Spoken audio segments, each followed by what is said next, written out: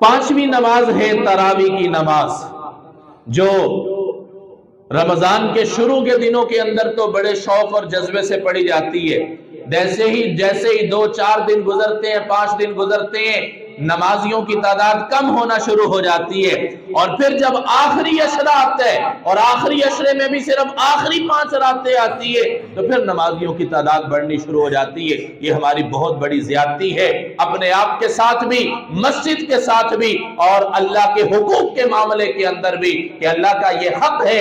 अल्लाह के नबी सल्लल्लाहु अलैहि वसल्लम की एक हदीस मुबारक सही बुखारी के अल्फाज है। अल्लाह के नबी सल्लल्लाहु अलैहि वसल्लम ने इरशाद फरमाया कि हम लोग तरावी को इतनी अहमियत नहीं देते, लेकिन अल्लाह के नबी सल्लल्लाहु अलैहि वसल्लम ने तरावी के मुतालिक क्या इरशाद फरमाया, मन क़ाम रमज़ान ईमानन व इहतिसाबन गुफ़िर लहू मा तक़द्दम मिन ज़ंबिही व मा तअख़्ख़र।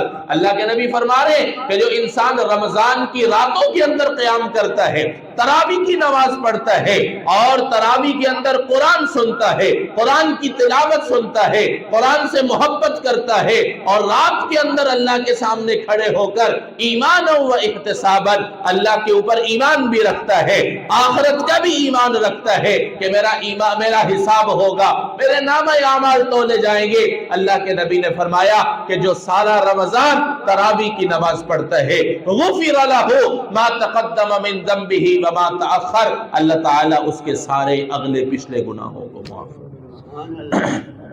अब तरावी की नमाज में इतनी बड़ी फजीलत को बयान किया जा रहा है, लेकिन हम और आप तरावीह के अंदर किस कदर सुस्ती करते हैं, ये मैं और आप अच्छी तरह जानते हैं।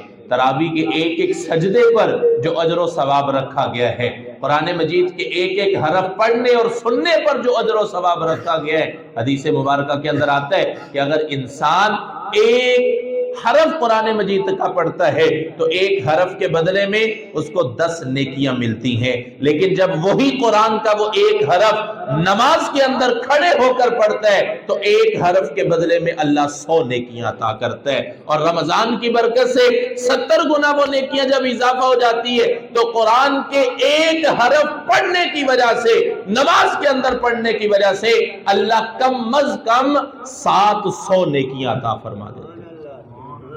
7,000 नेकियां बन जाती हैं। 100 को 70 से ज़रब दे तो 7,000 नेकियां बन जाती हैं। कुरान मजीद तरावी के अंदर या नमाज के अंदर पढ़ा जा रहा हो तो एक हरफ के बदले में कितनी नेकियां? 7,000 नेकियां। अब एक और हदीस मुबारक सिमात फरमाइएगा। अल्लाह के नबी सल्लल्लाहु अलैहि वसल्लम ने फरमाया कि जब कोई कुरान पढ़ने वाला पढ़ रहा होता है, अल्लाह उसको जो नेकियां देता है, लेकिन जो कुरान सुन रहा होता है, पढ़ने वाले से डबल सवाब अल्लाह उसको देता है। तो अगर तरावी के अंदर हाफिज कुरान पढ़ रहा है और उसको एक हरफ के बदले में अल्लाह 7,000 नेकियां दे रहा है, तो सुनने वाले को एक हरफ के बदले में अल्लाह 14,000 नेकियां देता है।